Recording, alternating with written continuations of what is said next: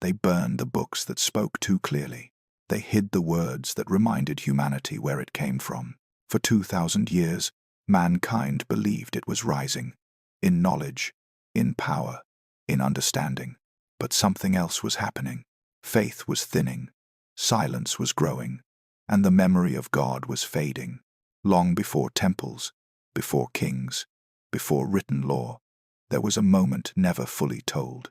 A moment when two souls stepped out of light and into darkness for the very first time. This is not the story of sin explained. This is the story of what it felt like when Eden closed behind them. When Adam and Eve left the garden, they did not understand what had happened. They had never known fear. They had never known cold. They had never known silence. Behind them, the light of Eden still glowed, soft and distant. Before them stretched a land without warmth, without voice, without peace. They fell to the ground, not in defiance, but in terror. Adam pressed his face into the dust and wept. "O Lord," he cried, "if you leave me, then even if I live, I am nothing but dust." For the first time, a human being prayed not for blessing, but for presence. Night came, and neither of them understood what it was. They had never seen darkness, never felt the sky close in, never watched the light disappear. They believed the world was ending. They clung to each other, trembling, as the shadows moved and the wind whispered through a land that did not know them. This was the first night in human history. When morning came, the light returned, and Adam realized something quietly devastating. God had not vanished, but he was no longer felt the same way. They learned hunger. They learned weariness. They learned that life now required effort. And yet, when despair crept close, they turned their faces toward the east, toward the place they had lost.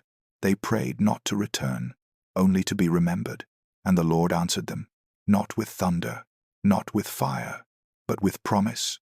"You shall no longer dwell where I dwell," God said, "but I will not forget you." And then came words that would echo through all of time. "From your offspring shall come one who will crush the serpent's head."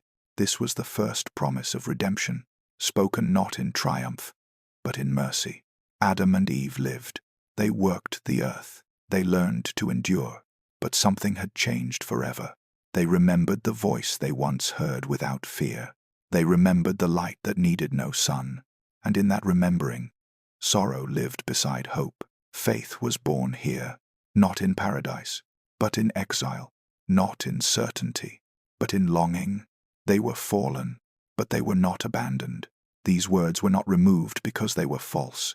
They were removed because they were intimate.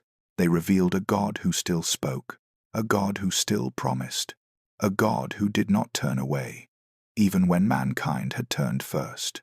Such closeness was dangerous. It reminded humanity that faith was not inherited. It was chosen. As the days passed, Adam and Eve learned to live with memory. They learned to walk forward while carrying what was lost. And every night, when darkness returned, they remembered that first fear, but also the morning that followed. And so began the long journey of mankind, a journey marked by falling, but guided by promise. In the next chapter, that promise would be tested, for from these two would come the first children, and with them, the first blood. But for now, rest. The story has only begun. The promise had been spoken, but the wound of exile was still open. Adam and Eve had learned how to live, but the world itself had not yet learned how to love. From the dust outside Eden, life continued. Children were born. Hope returned. And with that hope came something new, choice. This is the story of the first brothers, and the first time death entered the human story. Eve gave birth to her first son. She named him Cain. "I have brought forth a man with the help of the Lord," she said. Not long after, she bore another. His name was Abel. The children grew beneath open skies. They learned from their father how to work the ground. They learned from their mother how to pray. At dawn, they turned their faces east, toward Eden, toward memory, toward God. Abel became a keeper of sheep. Cain worked the soil, drawing life from the cursed ground. Both labored, both believed. And when the time came, Both brought offerings before the Lord. Abel brought the first and best of his flock. Cain brought fruit from the earth he had worked. God looked upon Abel's offering, and he accepted it. Cain waited, but his offering was not received in the same way. No fire fell. No voice spoke. Only silence. And in that silence, something began to grow. Cain's face darkened, not because God hated him, but because comparison had entered his heart. The Lord spoke gently to him. "Why are you angry? Sin is crouching at the door. You must rule over it." Cain listened, but he did not obey. One day, Cain spoke to his brother. "Come," he said, "let us go into the field." The land was quiet. The sky was open. No witness stood nearby. And there, in a moment history would never forget, Cain rose against Abel. The earth drank blood for the first time. Creation itself recoiled. Abel did not cry out. His life simply left him, and silence returned. He was the first to die, the first innocent, the first to fall without choosing to. The Lord came, not in rage, but in grief. "Where is your brother?" he asked. Cain answered with words that echoed through generations. "Am I my brother's keeper?" The ground answered instead. The blood cried out. Cain was sent away, not destroyed, but separated, marked not for death, but for wandering. Adam and Eve buried their son. They wept for days. For the first time, death had a name. For the first time, loss was final. Adam lifted his voice and cried, "My sin has slain my child." And yet, even here, the promise remained. In time, Eve bore another son. His name was Seth. Through him, the memory of God would be preserved. The story did not end in blood, but it was forever marked by it. Humanity had learned something new, that evil was not only temptation, it was choice. And yet, even after the first murder, God did not leave. The promise still lived, and through quiet faith, the light endured. Rest now. The world is growing. Two paths are forming, one that climbs toward God, and one that drifts away. Next, we will ascend the mountain and watch the world below begin to change. After the first blood was spilled, the earth did not end. It continued. Generations rose. Children were born. Cities began to form. But something unseen was taking shape. Not a war of swords, not a clash of armies, a separation of hearts. Two ways of living, two ways of remembering God, and between them, a mountain. From Seth came children who still prayed. They did not build cities. They did not seek glory. They lived in the high places, where the air was thin and the nights were quiet. Each seventh day, they gathered. They lifted their voices in song. They told their children stories of Eden, of the voice that once walked with man. They turned their faces toward heaven and listened, because they believed God still spoke. If one was willing to be still, they came to be known as the children of light, not because they were perfect, but because they remembered. Far below the mountain, another way of life was forming. Cain's descendants built cities of stone. They learned to shape metal. They made instruments that filled the night with sound. They studied the movement of the stars and trusted in their own strength. Their fires burned bright. Their celebrations were loud, and slowly, quietly, God faded from their thoughts. They did not curse him. They simply stopped listening. They believed power was enough, and the earth learned to echo their voices, but not heaven. One evening, the sons of the mountain looked down. They saw lights flickering in the valleys. They heard music carried on the wind. Curiosity stirred. "Let us go down," they said, "and see how our brothers live." They did not go in rebellion. They went in wonder. But once they descended, they did not return. The beauty below distracted them. They forgot the warnings of their fathers. They took wives from among those who did not know the ways of heaven, and the line that once prayed became mixed with the line that forgot. The mountain grew quiet. Songs faded. The prayers became fewer. Those who remained above watched in silence. They saw their children vanish into the valleys. They felt the world slipping. One man lifted his voice in prayer, not in anger, but in sorrow. "O Lord," he cried, "the songs of men have replaced the songs of prayer. And God answered, not with judgment, but with assurance. I have kept one righteous man, he said. His name is Enoch. As the world below grew louder, one heart remained still. Enoch was born into a fading light, yet from his earliest days he listened. While others celebrated, he withdrew to the hills. While voices shouted, he waited in silence. And one day, the silence spoke back. Rest now. The mountain has been abandoned. The earth is changing, but a witness has been chosen. Next, we will follow the man who still heard God. God. As the world grew louder, God did not shout. He waited. Cities expanded. Voices multiplied. Prayer became rare, but silence still existed. And within that silence, one man listened. His name was Enoch. Enoch was born into an age already drifting.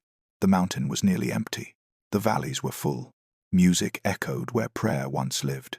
Yet from his youth, Enoch felt the weight of something unseen. While others were drawn to crowds, he was drawn to stillness. He walked the hills alone. He watched the sky. He noticed patterns others ignored. The rising of the sun, the measured passing of seasons, the quiet order beneath creation. He sensed that the world was not abandoned, only ignored. Enoch did not build altars of stone. He built habits of listening. Day after day, he spoke to God without ceremony. And one day, God answered, not with thunder, not with fear, but with familiarity. Enoch, the voice said, and Enoch knew who was speaking. From that moment, he walked differently. He still lived among men, but his heart belonged elsewhere. The scriptures would later say simply, Enoch walked with God, not because he escaped the world, but because he carried heaven within him. God began to show Enoch things, not all at once, not in overwhelming visions, but gently. He revealed that the world was nearing a breaking point. That knowledge meant for heaven had begun to reach the earth, that boundaries were thinning. Enoch was told to write, to record what he saw, not for his generation, but for those yet unborn, so that when the appointed time comes, God said, they will remember that I still speak. Enoch obeyed. When Enoch spoke, some listened, many did not. The powerful laughed, the wealthy dismissed him. If God favors you, they said, why do we prosper while you remain poor? Enoch answered without anger, because true blessing is not in abundance, he said, but in reverence. His words unsettled them. They felt watched, measured, and so they turned away. The world continued its course, but heaven was already responding. Enoch returned to the hills. He prayed not for escape, but for mercy. He sensed something approaching, something ancient, something forbidden. Above him, the stars moved in silence. Below him, the earth stirred, and unseen to human eyes, others were watching as well. Rest now. The witness has been chosen. The world has been weighed. Next, we will speak of a vow never meant to be broken. Broke its silence. Heaven had always watched the earth, but it had never crossed the boundary. Angels were appointed to observe, to guard, to witness, not to interfere, not to desire, not to descend, until one day, watching became longing, and longing became rebellion. They were called watchers, sent from heaven to observe the ways of men. They saw generations rise and fall. They saw prayer fade into memory. They saw beauty, and they misunderstood it. What was meant to be guarded began to be desired. They looked upon humanity and forgot their place, not all at once, not in violence, but slowly, thought by thought. Among them, one spoke. He feared the punishment that would follow, yet feared isolation even more.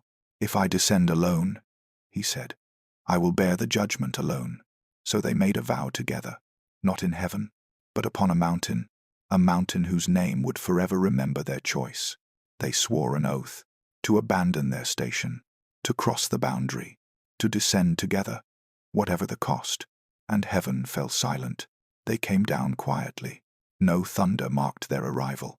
No fire announced their presence. Only the subtle breaking of order. They took human wives. They taught what was not meant to be taught.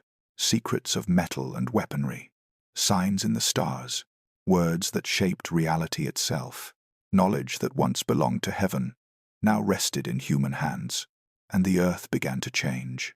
Power grew, violence followed. Humanity no longer feared its limits. The ground felt the weight. Creation groaned. Blood stained the soil. What was meant to illuminate began to consume. And above it all, heaven watched and grieved. The watchers had descended. The boundary was broken. The world could not return to what it had been. Enoch felt it. In his prayers, in his dreams, in the trembling of the earth beneath his feet, something had been unleashed, something that could not be undone. Rest now. The oath has been sworn. The descent is complete. Next, we will speak of the children born from this union, and the cry that finally reached heaven. When the boundary was broken, the world did not change all at once. At first, there was wonder, then there was strength, and then there was fear, for something new had entered the earth, something that did not belong to it. From the union of watchers and women, children were born. They were unlike any before them, larger, stronger, restless. At first, people marveled. They believed these children were signs of blessing. But blessing does not devour, and these children grew hungry, not only for food, but for dominance. The giants consumed what the land produced. When the land could no longer sustain them, they turned against those who had welcomed them. The balance of creation collapsed. Animals vanished. Fields lay empty. Fear replaced order. The earth itself seemed to protest. Rivers changed their course.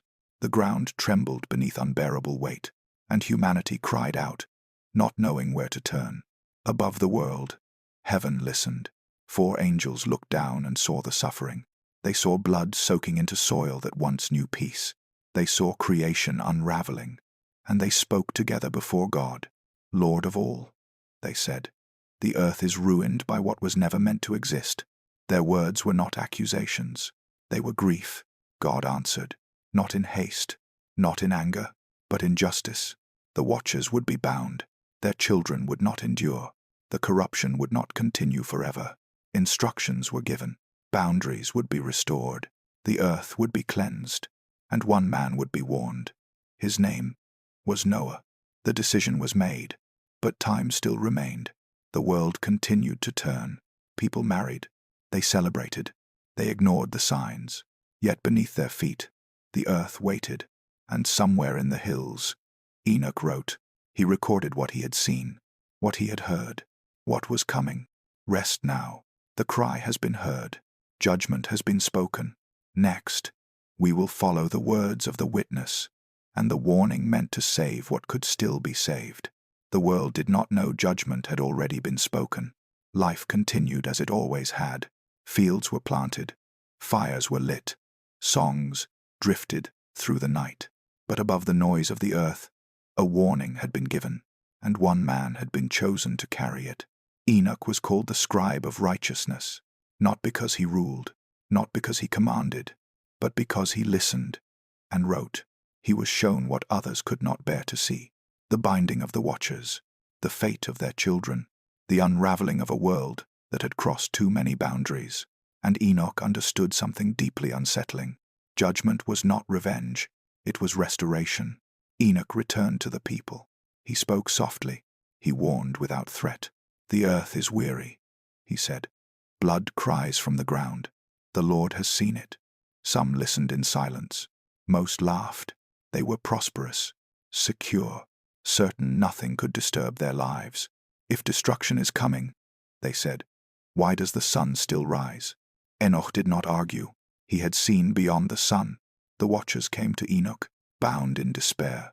They asked him to pray for them, to speak on their behalf before God. Enoch ascended. He stood where human feet were never meant to stand. And there, he received the answer. Not harsh, not cruel, but final. They will not be forgiven, the voice said. They abandoned their place, and their children shall not endure. Enoch returned with the message, and the watchers wept. For the first time, heaven's rebels understood that some choices cannot be undone. Then Enoch was shown the end. Not fire, not darkness, but water, a cleansing, a return to silence. The earth would be washed.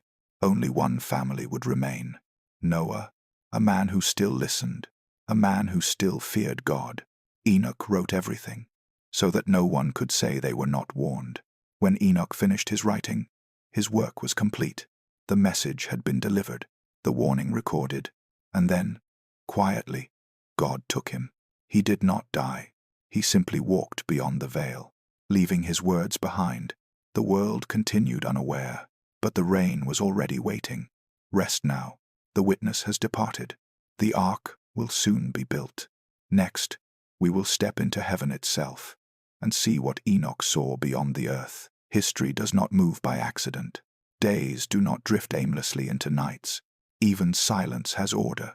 Long after Enoch was taken, God revealed something quietly astonishing. That time itself was written, measured, guarded, and remembered. In heaven, many generations passed. The flood came and went. The earth was renewed, and humanity began again. In the wilderness, a man stood alone upon a mountain. His name was Moses. Clouds gathered around the peak. Thunder rolled in the distance, and an angel of the presence descended, not to argue, not to debate, but to remind. Write, the angel said, the complete history of creation, not as men remembered it, but as heaven recorded it. The angel spoke of days and seasons, of weeks and years, of cycles fixed from the beginning. Creation was not chaos, it was rhythm. The Sabbath was not an afterthought, it was woven into the fabric of existence. Even the angels honored it, and humanity was invited to move in harmony with heaven, not against it. The Book of Jubilees revealed something unsettling. That history unfolds as it was already known, not forced, not erased, but guided. The rise of nations, the fall of cities, the flood, the covenant, all written upon heavenly tablets long before they touched the earth. Nothing surprised God, nothing escaped his sight. Such truth was uncomfortable. It humbled kings. It quieted pride. It reminded humanity that they were not the authors of history, only its participants. So the book was hidden, labeled dangerous, too orderly, too revealing, yet it endured, preserved quietly where faith still lived. Time continues to move. Days pass, nations rise and fade, but the order remains. Written, measured, watched. Rest now. The clock of heaven still turns, and beyond time itself, another vision waits. Next, we will ascend with Enoch and walk through the heavens he was shown. There are places the human eye was never meant to see, realms beyond sound, beyond weight, beyond time. Yet one man was invited, not to rule, not to judge, but to witness. This is what Enoch saw when heaven opened. When the Lord called Enoch by name, the air around him grew light. Angels took him by the hand. The ground beneath his feet faded. Wind carried him upward, not violently, but with purpose. The earth grew small. The noise of men fell silent, and the first veil opened. In the first heaven, Enoch saw the treasuries of the winds, invisible forces, measured and restrained. Angels guided storms so the earth would not break beneath them. In the second heaven, watchers stood between realms, guardians of dawn and dusk, keepers of balance. They spoke without pride. We stand, they said, so the world may endure. Enoch understood that nothing moved by chance. In the third heaven, light and shadow stood apart, a place of rest for the righteous, a place of waiting for the lost. Not chaos, not cruelty, but order. Each soul held until the appointed time. Justice was patient, mercy was present, and Enoch trembled, not in fear, but in understanding. Higher still, Enoch saw the paths of the sun and moon. They moved like lamps set by unseen hands. They never wandered. They never rebelled. Time itself obeyed. In the higher realms, fallen watchers were bound. Their glory dimmed. Their rebellion ended. Even angels, Enoch learned, are not beyond justice. At the highest height, light had no source. It simply was. Angels beyond number stood in silence, and Enoch knew he stood near the throne. He fell to his face, and the voice spoke gently. "Fear not, you have been shown so others may remember." When the vision ended, the earth returned beneath his feet, but Enoch was no longer the same. "Rest now, you have walked among the heavens." Next, we will look beyond time itself, to the vision that showed Enoch the end. Beyond the heavens Enoch had seen, there was another veil, not of space, not of light, but of time, and through that veil, a vision waited. The voice returned, not louder, not stronger, but deeper. "Come," it said, "and I will show you what is yet to be." Enoch was carried beyond the order of days. Mountains passed like shadows. Kingdoms rose and fell like breath. The world unfolded before him as a single story. At the center of all things, Enoch saw a throne. Radiance flowed from it like living fire. Before it stood countless angels, silent and attentive, and upon the throne sat the Lord of Spirits. Time bowed, creation listened, and then Enoch saw another, standing beside the throne. His presence was calm, his gaze was steady. Power and mercy dwelt together within him. "This is the Son of Man," the angel said, "chosen before the foundation of the world. Through him, truth would be revealed. Through him, justice would be fulfilled." Enoch understood. This was the promise spoken in Eden, the answer to exile, the light prepared before darkness was known. Books were opened, every deed remembered. The humble were lifted, the proud were silenced. No weapon defended against truth, no shadow hid from light. And yet, mercy remained. For those who kept faith, the Son of Man extended his hand. Pain ended, tears ceased. The world was made new, the vision faded. Time resumed its rhythm, but Enoch carried the light within him. He had seen the end, and the beginning beyond it. Rest now. Justice has a face. Mercy has a name. Next, we will hear Enoch's final words, spoken not to heaven, but to his children. When a journey ends, there are no speeches, only words meant to be remembered. Enoch knew his time was near, and before he departed, he gathered those he loved. The sun was lowering behind the hills. The wind moved gently through the trees.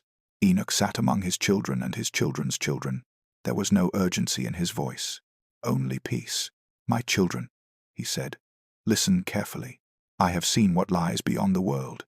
I have walked where time has no power. And I tell you this, the Lord is true." Enoch spoke of days ahead, times when pride would rise, when men would forget their Creator, when truth would feel distant. "They will say there is no God," he said. "They will trust their own strength. But do not lose heart. Nothing is unseen. Every word is written, every choice remembered." His voice never trembled, because he had seen the end. Then Enoch spoke of the one he had seen, the Son of Man. He said, "He will come in light. He will judge with justice and heal with mercy. Those who remain faithful will not be forgotten. Their tears will end. Their dwelling will be light." The children listened in silence, not afraid, comforted. Enoch raised his hand, not to command, but to bless. "Live truthfully," he said. "Do not act unjustly. When evil seems to prevail, remember this, the Lord still watches." Then he grew quiet. The sky darkened, the stars appeared, and the wind carried a stillness no one could explain. At dawn, Enoch was gone, not taken by death, but by light. Those who loved him stood in silence, yet they were not alone. His words remained, carried by memory, preserved by faith. Rest now. The witness has spoken. Next, we will understand why these words were hidden and why they return now. Some truths do not disappear. They wait, hidden in silence, buried in time, carried by those willing to remember. For centuries, these words were removed, not because they were false, but because they were close, too close. Each of the forbidden writings spoke the same quiet truth, that humanity once walked closely with God, that heaven was not distant, that angels were real, that choices mattered. From Adam and Eve, to Enoch, to Noah, to Moses, God was not silent. He was present, speaking, guiding, warning. Over time, Faith became organized, structured, controlled. Mystery was replaced with certainty. Distance replaced intimacy. These books reminded humanity that God still watched, still spoke, still expected righteousness. They revealed a universe alive with purpose, a history guided, not random. Such truth was uncomfortable, so the books were set aside, labeled dangerous, and slowly forgotten. With their removal, something faded, the sense that heaven was near, that evil had origins, that judgment was balanced by mercy, that humanity's story was part of something vast and suggested long before it unfolded. The world grew louder, faith grew thinner, and silence took their place. Yet nothing written by God is ever destroyed. Fragments remain, echoes endure, and when the world grows weary, these words surface again, not to accuse, not to frighten, but to remind that humanity is not alone, that history is not abandoned, that light has never stopped reaching for us. The story does not end with forbidden pages. It ends with choice, to listen, to remember, to walk gently, as Adam once did, as Enoch still does. The night is quiet now. The words have been spoken, and nothing more is required. Rest, for the same God who watched the beginning still watches now, and always will.